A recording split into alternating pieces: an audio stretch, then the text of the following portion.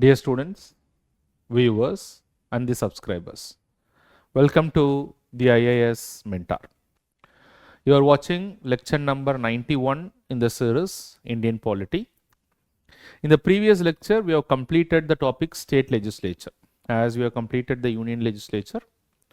As I keep saying to the students and the viewers, especially to the students who are preparing for the examination, one of the important pillar that is essential to clear this examination is not only regular revision, but also continuously practicing questions.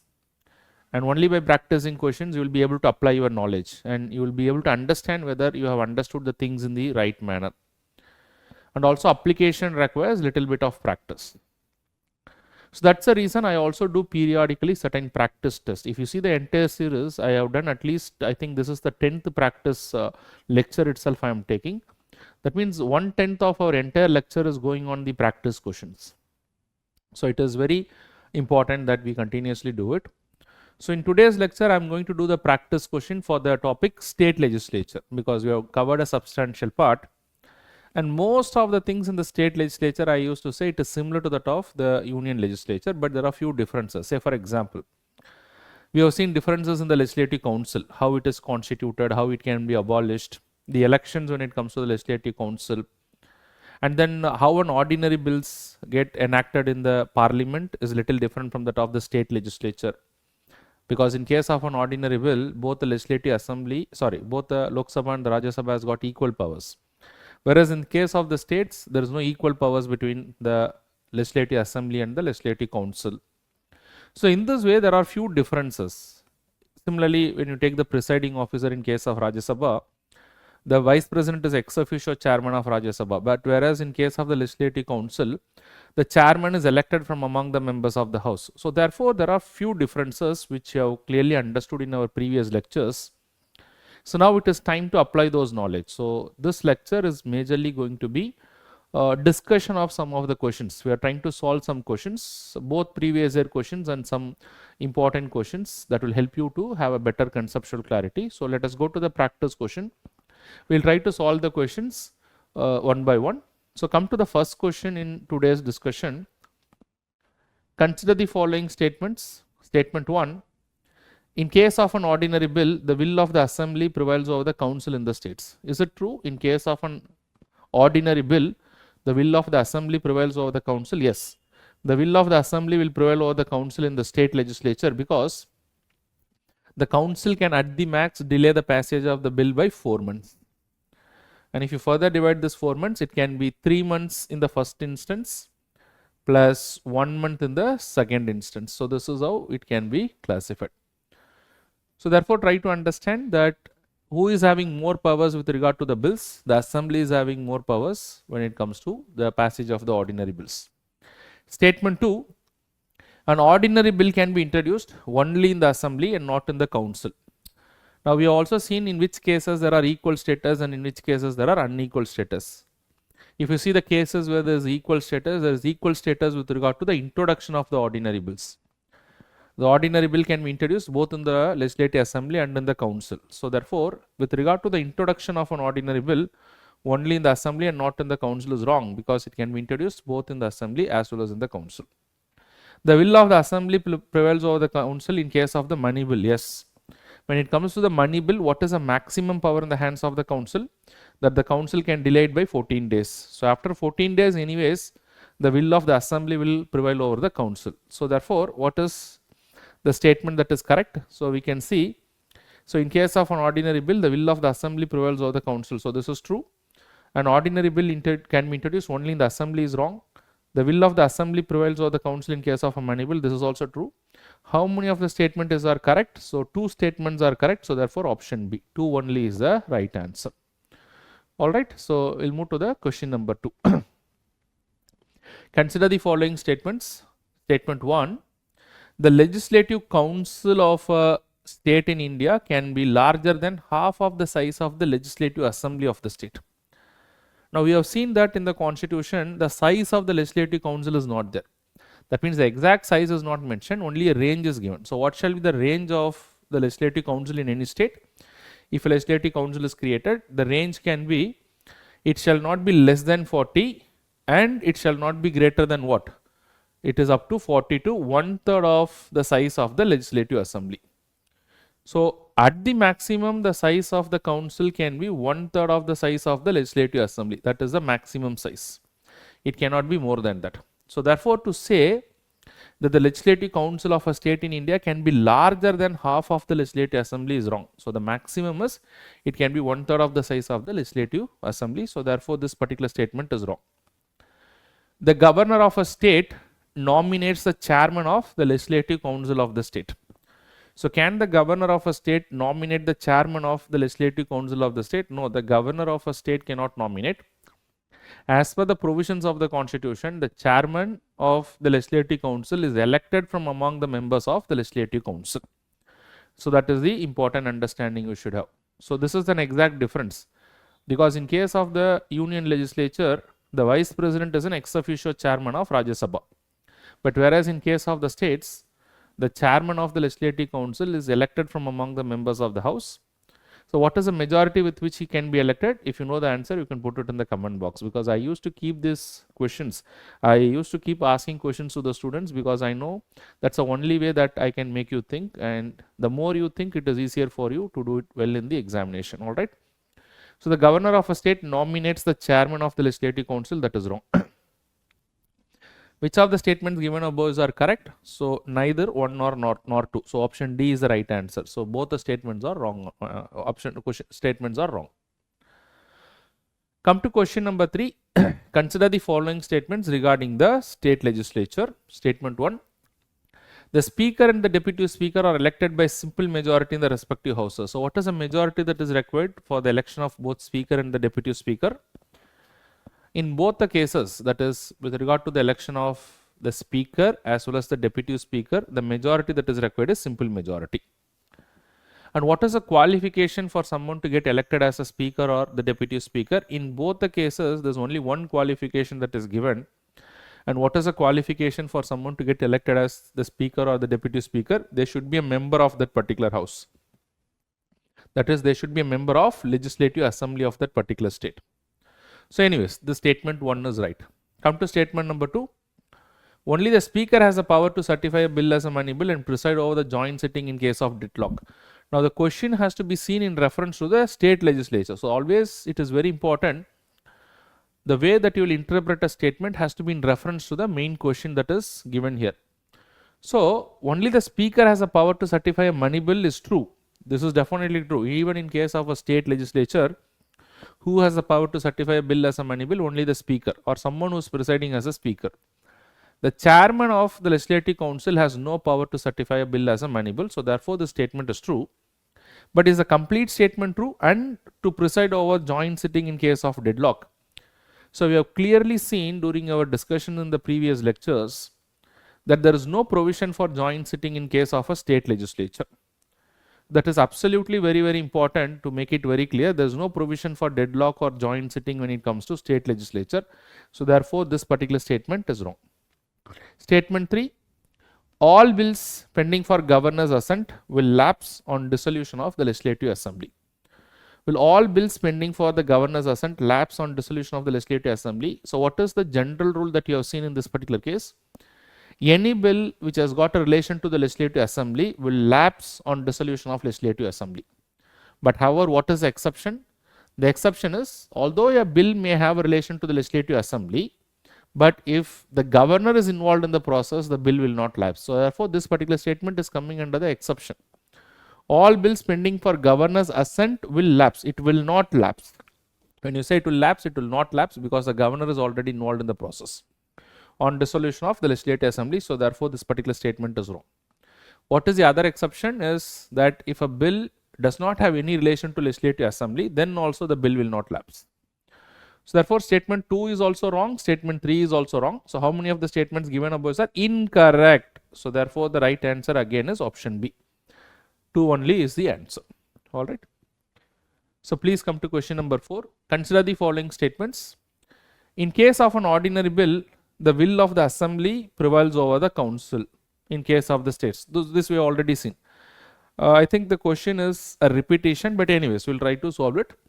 In case of an ordinary bill, the will of the assembly will prevail over the will of the council in the states. But yes, because the council can delay it maximum 4 months. So this we have already seen. An ordinary bill can be introduced only in the assembly, not in the council. So this is wrong. An ordinary bill can be introduced in either houses of the parliament. The will of the assembly prevails over the council in case of a money bill. So this is also true. The will of the assembly prevails over the council in case of a money bill.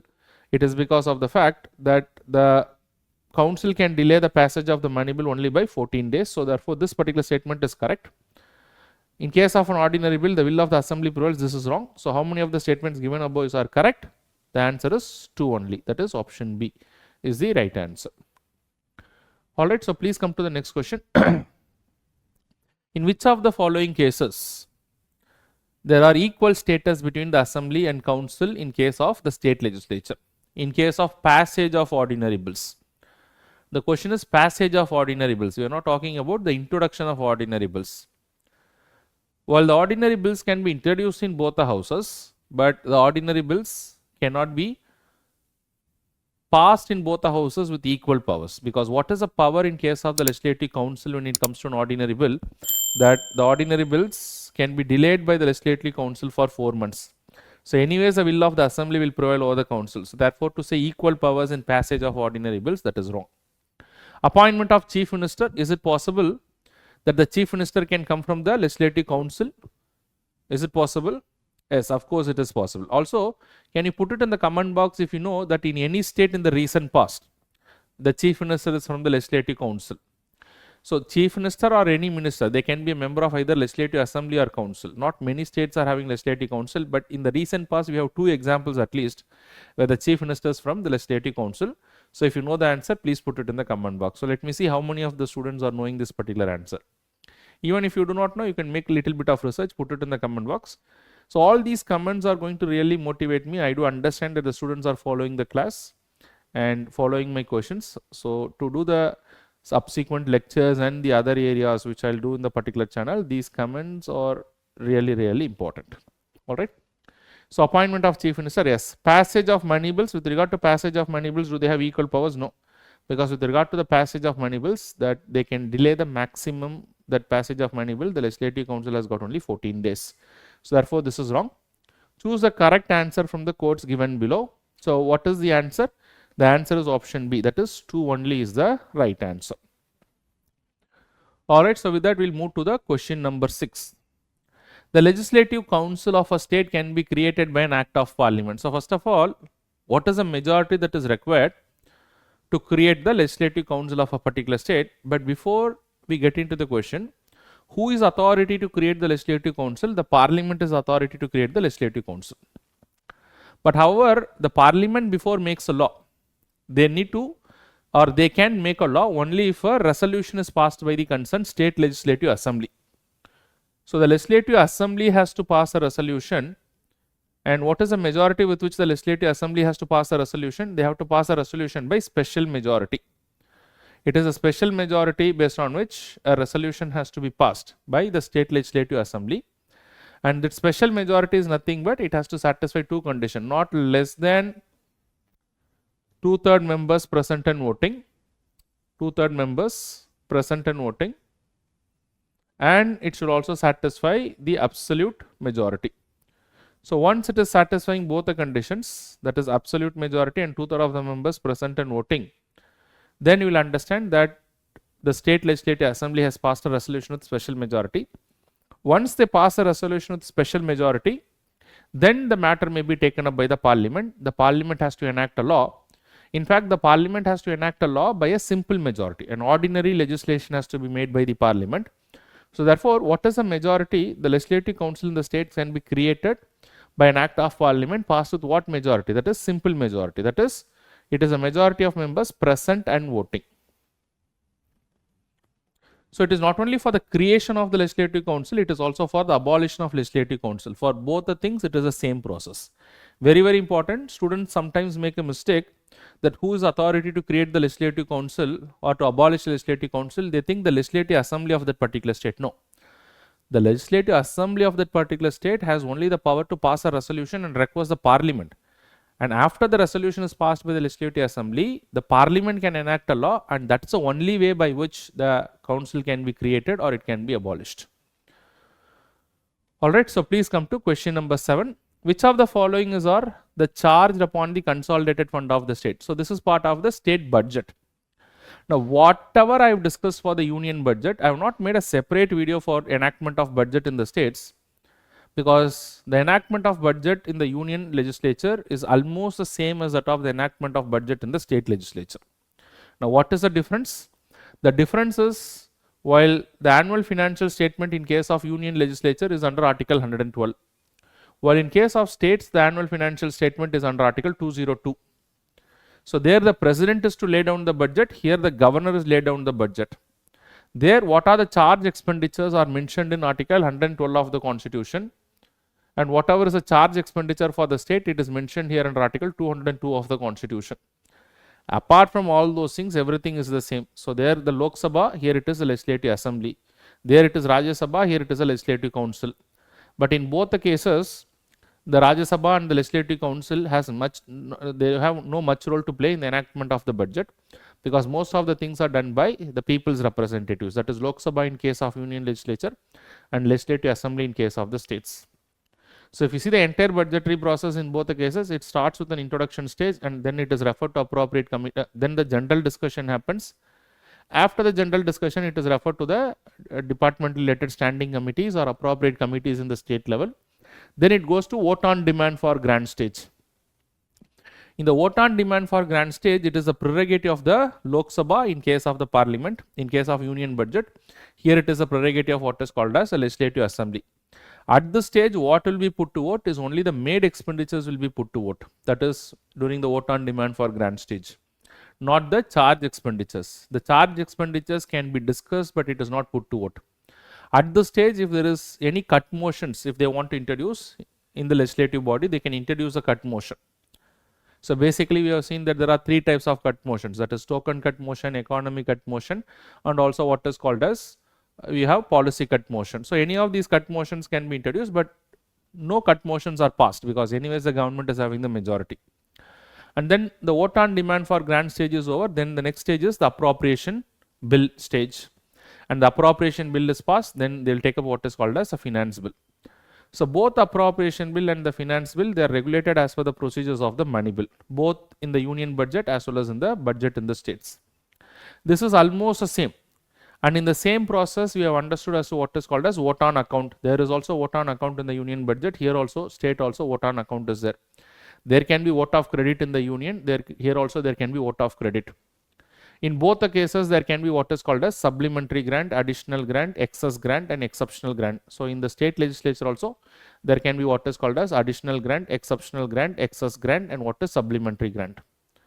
There in the union, you have consolidated fund of India. Here in the state, it is the consolidated fund of the states.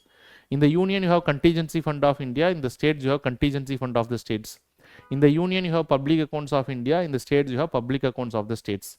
Rest of the things are the same. So therefore, there is no need to repeat it. That's why I have not done it. Even through the question, I have discussed all the things. So try to remember all those things in your mind. Only the articles are different, but you don't have to remember the articles. You just have to remember the provisions in the Constitution. Yes. Only thing probably you'll have to keep in mind is what are the charge expenditures mentioned in Article 112 is little different from what are the charge expenditures mentioned in Article 202 of the Constitution. So therefore, you can refer these 2 articles to see to what extent the charge expenditures are different. There also it is almost the same.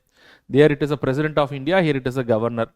There it is the Chairman, Deputy Chairman of the Rajya Sabha, here it is a Chairman, Deputy Chairman of the Legislative Council. Speaker, Deputy Speaker Lok Sabha, here Speaker, Deputy Speaker Legislative Assembly. Deputy Charges of the Union Government, Deputy Charges of the State Government. There it is the salary and allowances of pensions of the Supreme Court. Here it is only the salary and allowances of the judges of the High Court.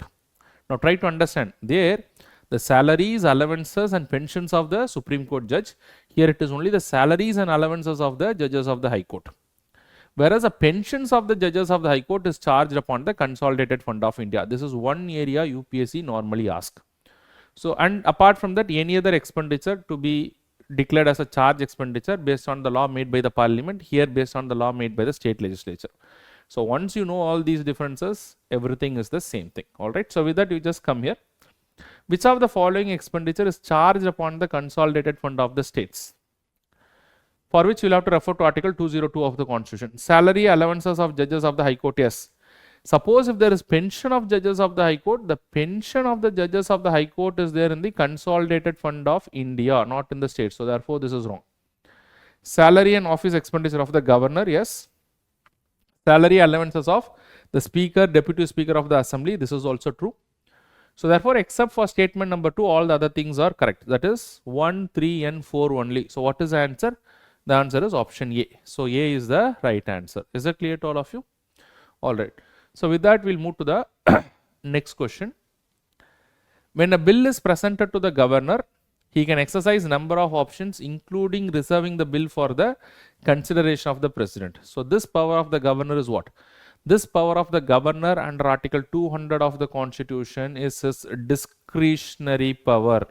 So it is not based on the aid and advice of the Council of Ministers. It is based on what is his constitutional discretion. That means under the Constitution, this discretionary power is given to the governor. So therefore, the governor can exercises this power on his own. That is what basically you have to understand. It is based on his situational discretion. No, it is not based on his situational discretion, and none is also not the answer. So therefore, what is the answer? The answer is option B.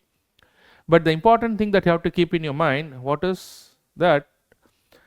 Now definitely try to understand that it is a discretionary power of the governor. That means whichever bill he want to reserve, he can reserve it for the consideration of the president. But under one case, it becomes mandatory for the governor to reserve the bill for the consideration of the president. What is the case? It becomes mandatory for the governor to reserve the bill for the consideration of the president. Please put it in the comment box. Let me see how many of the students are able to answer this particular question, although the answer to this particular question is option B. Please come to question number 9. With reference to Legislative Assembly of a state in India, consider the following statements. The governor makes a customary address to the members of the house at the commencement of the first session every year. Customary address means it is more like a formal address which is done every year. So does the governor makes a formal address to both the houses of the state legislature during the first session every year? Yes, he does make a customary address during the first session every year and also the first session after the elections to the Legislative Assembly. So this is basically when after this address is made, there is a motion of thanks that is introduced to thank the governor for his address. That's basically what is called as motion of thanks. And we also studied if this motion of thanks is not passed, then that would amount to no confidence motion in the Legislative Assembly. But if it is not passed in the council, there is no effect. So therefore, this particular statement is right. When a state legislature does not have a rule on a particular matter, it follows the Lok Sabha rule on that particular matter. Yes. Because whenever there is no rule, because each and every house can make their rules. That is, the Lok Sabha can make the rules, the Rajya Sabha can make the rules, the Legislative Assembly can make the rules, the council can make the rules. But on a specific matter, if they do not know how to proceed and if there is no rule, then under such a circumstances, they can follow the rules of the Lok Sabha. So this is also true. So which of the statements given above is or correct? So the answer would be in this particular case, with reference to the Legislative Assembly in India, consider the following statements, that is both 1 and 2. All right. Come to the next question. Consider the following statements. The Legislative Council of India can be larger in size than half of the Legislative Assembly of that particular state. Now this we have already seen it. It can be maximum 40 to 1/3 of the size of the Legislative Assembly. The governor of a state is nominated by the chairman of the Legislative Council of that particular state. No. The only condition is anyone who is elected as the chairman of the Legislative Council, he should be a member of that particular house. There is no way for nomination. It is only by election. And any person who is a member of the Legislative Council is elected by simple majority. Okay, so which of the statements given above are correct? Neither 1 nor 2. Please come to the last question. Appointment of ministers, passage of money bill, passage of ordinary bills. In which of the above cases both assembly and the council have got equal powers? So not in case of appointment of, yes, in case of appointment of ministers, not in case of money bills, not in case of passage of ordinary bills. So which of the above cases the assembly and the council have got equal powers? Only in case of one only, not in the other cases. So some of the questions are repeated. So probably otherwise we try to cover some of the important areas in the legislative council, also in the legislative assembly, overall the state legislature. So with that we are coming to the end of the discussion of this particular lecture. If you have any queries, please do reach out to me. There are three important pillars for your success. One is conceptual clarity, two is revision, three is regular practice. So conceptual clarity that I am trying to do in each and every lecture, but revision is completely upon you. So you'll have to take care of your revision. Third thing is, to some extent I can make you to practice the questions, but ultimately it is upon the students to take care of the revision. So I wish that each and every student who are following these lectures, you follow all the three things, and therefore success comes to you at the earliest. Thank you very much for watching this particular lecture. If you have any queries, don't hesitate to reach out to me. You can consider me as your friend, mentor, guide, whatever you want, whatever you feel comfortable. But do reach out to me in case of any queries, and don't hesitate for that. Thank you very much once again. All the very best.